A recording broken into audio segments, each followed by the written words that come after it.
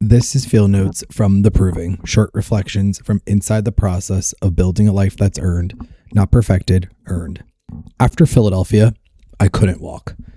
And somehow, everyone else knew exactly what was wrong with me. The race ends and something isn't right. It was strange.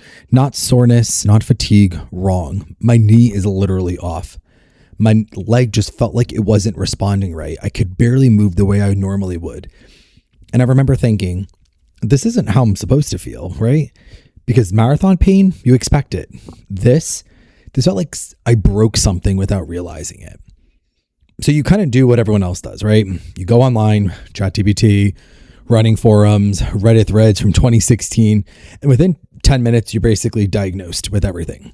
Runner's knee, torn something, tight calf, you have a bad gait, weak hips, you're low in vitamin D, you have the wrong shoes, the wrong stride. And this is the moment that, the internet will diagnose you faster than anybody can explain it, basically. And for a second, you believe pretty much every word that's coming to mind at this point. But none of it actually fit because the pain was specific. Right behind the knee, shooting straight into the hamstring. Not general, not vague, very, very, very targeted. And I kept asking myself, how can there be this many answers, but none of them feel right? That's kind of the hardest part with these types of injuries. Not necessarily the pain, it's just the uncertainty, because I knew there was a problem. I just didn't know what the exact problem was. So for the first time in a really long time, I stopped guessing and I went to a physical therapist. And that decision was the first smart thing that I did after making a lot of dumb ones. A good friend actually recommended him. And at that point, I was willing to really do everything that I could because I wasn't looking for a faster pace anymore. I was really just looking for answers.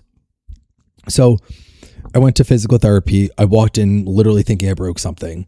I walked out realizing, good news, I didn't. It wasn't damage. It was basically imbalance. The left side pretty much was just off. The hip, the hamstring, the knee, the calf, the Achilles, even my back, because nothing in your body works alone, apparently. And I remember hearing the quote, your injury isn't always where the pain is. It's where the weakness started. And that kind of changed everything. So I started going once a week and I still go today. What started kind of as a solution to the problem kind of became one of the most important relationships in my entire running journey. Looking back, this knee became one of the biggest stories of my entire running life. And at the time, I had no idea. I thought it was a setback, a few weeks, a little rehab, maybe a brace, a couple stretches, and then I move on. And I couldn't have been literally more wrong. Hence why this relationship became so important, because it's the same PT that I still go to today that's been helping me out through my entire running career so far. And for me, this knee injury followed me throughout a lot of these races.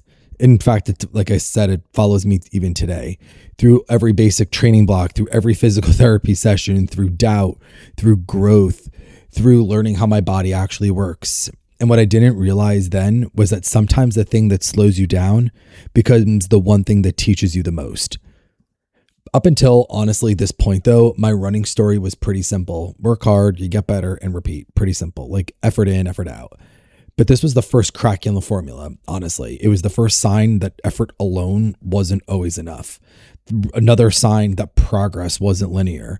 And even further, that my body had a vote in this, which was strange. Because if I'm being honest, I think it was the first time that I truly asked for help on something. Not because I really wanted to, but because I really didn't know what else to do. And I was trying my best, and I just didn't know what to do next. So I basically committed to once a week going to physical therapy and actually working on it, not guessing, not Googling, not trying to self-diagnose or get unsolicited or random advice from a person on TikTok, literally learning my body. And for the first time, I realized that progress isn't about pushing harder. Sometimes it's about fixing what you ignored. So I told myself I need a new plan. I'm going to take 2 weeks off, recover properly, do it right, and be smart for once. I made it 6 days. I'm going to be honest with you. 2 weeks was going to be rough, but I did 6 days. Because I already signed up for a run in Disney at that point. If you remember, I remember thinking if I can hold it together, I'll be fine. So I did what everyone else does when they don't want to slow down. You go on Amazon, you buy the knee brace, you buy the hamstring brace, you wear them like armor, and convince myself this isn't denial, it's preparation, right? Well, it wasn't. And just so you know, that was another bigger mistake, but we'll get into that later. Physical therapy told me that I was fine, not broken, just tight, a little misaligned. We needed some work. And that was enough for me, enough to believe that I could keep going, even when I hadn't actually learned that lesson just yet. For me, the proving isn't about how hard you push. It's about what you do when something pushes back. Because pain, to me, creates noise, opinions, or fear, or overcorrections.